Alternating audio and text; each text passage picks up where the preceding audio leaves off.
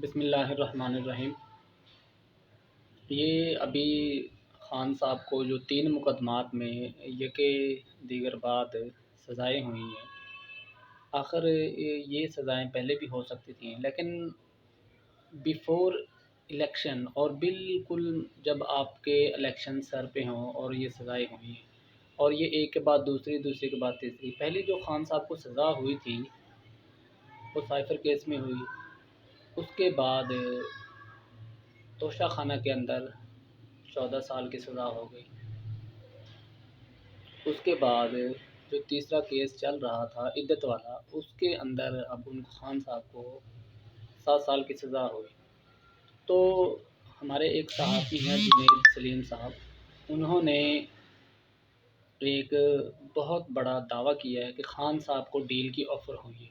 Deal तो पहले भी हुई होंगी, ऑफ़र्स तो पहले भी हुई होंगी, जिसका दावा जो है ख़ान साहब की जो मिसेज़ हैं बुशरा बीबी, उन्होंने ये दावा किया कि ख़ान साहब को डील्स ऑफ़र की गई हैं। तो आप जिस भी सिचुएशन में हों, आप चाहे जंगी हालात में हों या आपकी जहाँ कहीं भी सियासी कशमकश चल रही हो, तो हर एक की कोशिश होती है उसके बीच में एक दरमियाना रास्ता भी इख्तियार किया जाता है, जिसे हम सियासी डायलॉग भी कह सकते हैं। कुछ लोग उसे डील्स का नाम देते हैं। तो ये अपने-अपने टैक्टिक्स हैं लोगों के, और ये पाकिस्तान में ये होता रहा है, इससे कोई डिनाई नहीं करता। तो ख़ान साहब को भी डील ऑफ़र हुई है, इससे पहले भी हुई। तो ख़ान साहब का एक ही स्टांस था शुरू से, इलेक्शन शफ़ाफ़ करवाएँ, जो भी पार्टी लोग नॉमिनेट करेंगे वो अपना आके हुकूमत करे और पाकिस्तान को लीड करे। बेसिकली पाकिस्तान के अंदर जो डील्स हैं ये कौन ऑफ़र करते हैं? अब नवाज़ शरीफ तो नहीं, नवाज़ शरीफ साहब तो नहीं है ना जो डील ऑफ़र करेंगे, या ज़रदारी साहब तो नहीं है।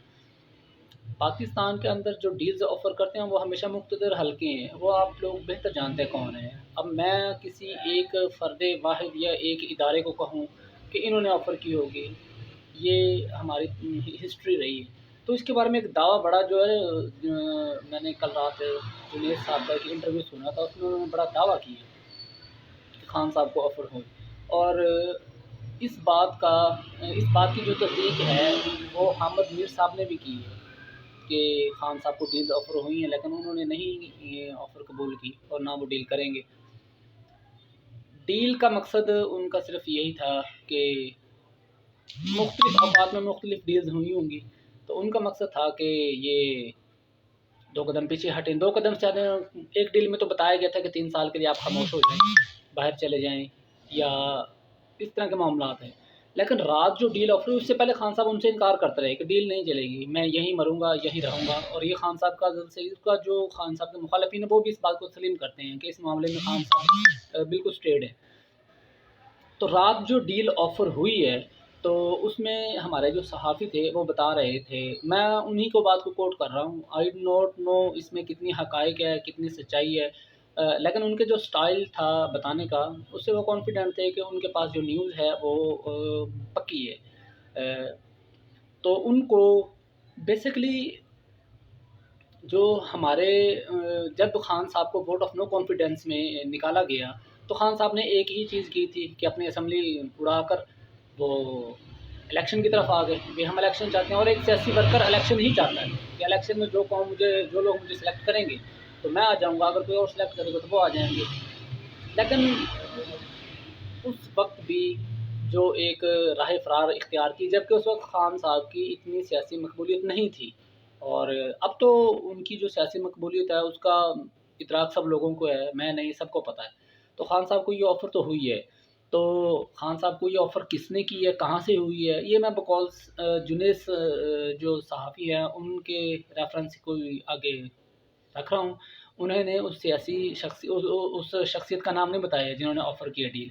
हाँ, उन्होंने इशारा बताया कि वो पिंडी से ऑफ़र हुई है, और ख़ान साहब ने वो डील सुनने से ही इनकार कर दिए। ख़ान साहब ने जो रूटीन मैटर थे उन्होंने अपने मुताला किया। हालाँकि जब वो डील ऑफ़र की गई उस वक़्त उनका रेस्ट का टाइम नहीं होता था, उन्होंने वो डील ऑफ़र ली ही नहीं और अपना मुताला किया और वो जाकर सो गए।